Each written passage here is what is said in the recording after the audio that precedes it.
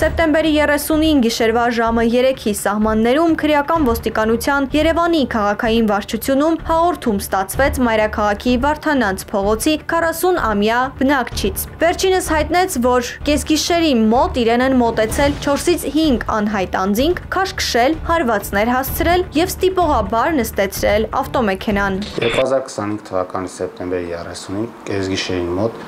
Երևան քաղաքի վարչության սեփականության դեմ ուղղված հանցագործների դեմ պայքարի բաժնի դիմը մի օտարիկա քաղաքացի եւ հայտնել, որ կեսգիշերին մոտ իր նկատմամբ կատարվել է ավազակություն, մասնավորապես 4 օտարիկացի անձինք իրենց շենքի մոտ փողոցում իրեն տեսնելով բռնել են ստիպողաբար քաշքշելով եւ հարվածներ հասցնելով նստեցել իրենց մեքենան եւ պահանջել, որ իրենց տրամադրի գումար, որը եղել է էլեկտրոնային գումարի տեսքով բիթքոինի, քանի որ տեղյակ են եղել, որ իր հաշվին արկա է մեծ գումար բիթքոին տեսքով։ Սակայն անձը հայտնել է, որ այդ գումարի մի մասը արդեն վերածել է թղթադրամի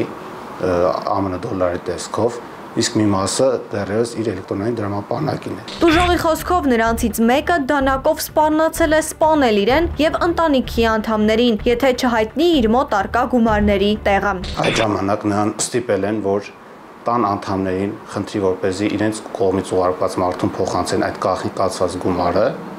իսկ մյուս մասը ստիպել են, որպեսզի իր հեռախոսով էլեկտրոնային դրամապանակից փոխանցի իրենց հաշվի։ Կյանքի սպառնացող պայմաններում տղամարդը զանգահարել է որդուն, որը հանցագործներից մեկին փոխանցել է 250,000 ԱՄՆ դոլար եւ 50,000 դոլարին համարժեք կրիպտո արժույթ։ Երբ իրենց կողմից ուղարկված անձը իջեցրել է կանխիկացված գումարը,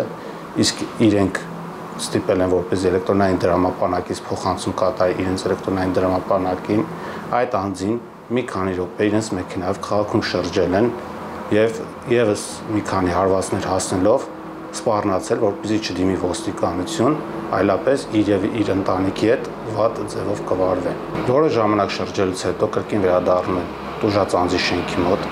4 օտարիկացիներից մեկը տուժողի հետ բարձրանում է նրանց բնակարան, որտեղ նա ընտանիքի անդամների մոտ կրկին սպառնում է, որ չդիմի ոստիկանություն, այլապես իրենց կվնասեն, որից հետո հեռանում է։ Չնայած հնչեցված սպառնալիքներին հանցագործների հեռանալուց հետո օտարերկրյա քաղաքացին այնուամենայնիվ դիմել է պատկան մարմիններին։ Քրեական ոստիկանության եւ Երևան քաղաքի վարչության աշխատակիցների ձեռնարկած օպերատիվ հետախուզական միջոցառումների արդյունքում պարզվեց, որ ավազակային հարձակումը կազմակերպել եւ իրականացրել էին տուժածի համաերկրացի 30, 40, 44 եւ 47 տարեկան տղամարդիկ։ Սակայն քաղաքացին դրանից հետո դիմում է ոստիկանություն, ինչից հետո ձեռնարկված օպերատիվ միջոցառումների արդյունքում պարզվում են հանցանք կատարած անձանց ինքնությունները եւ նրանք հայտնաբերելով Երևան քաղաքի տարբեր հատվածներում ձերբակալվում են եւ ներկայացում նախաքննության մարմին։ Ներկայում իրականացվում են միջոցառումներ դեպքի բոլոր հանգամանքները պարզելու, ինչպես նաեւ հափշտակված գումարներն ու կրիպտո արժույթը հայտնաբերելու ուղղությամբ։